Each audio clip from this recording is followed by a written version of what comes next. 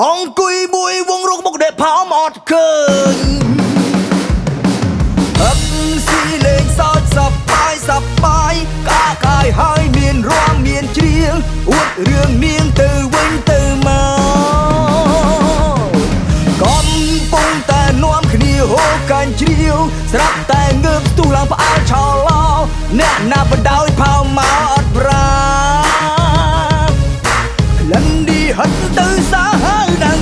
ធ្វើឲ្យគ្រប់គ្រាប្រាស់ទុះងើបវិញទោះបីអ្នកខ្លាំងផឹកម្លាយឬស្រវឹង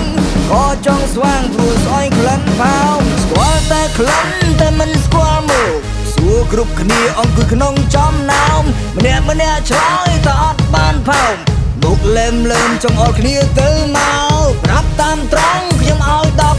100000ចង់ឃើញមុខគូអ្នកណាអត់សោ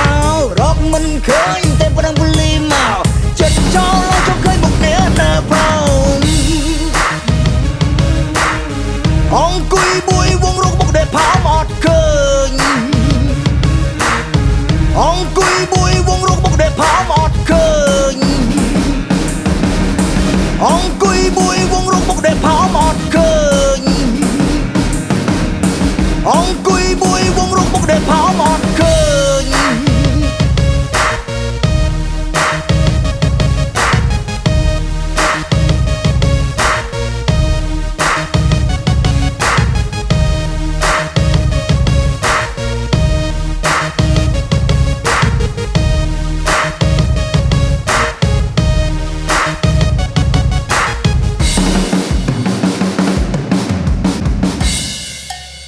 ផឹកស៊ីហាមផោមរំហាមផោម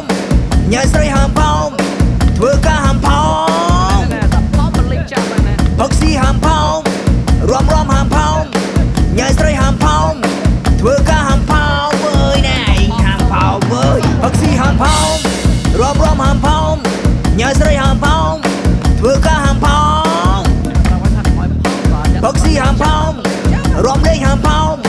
ញ៉ៃស្រីហាមផោមធ្វើការហាមផោ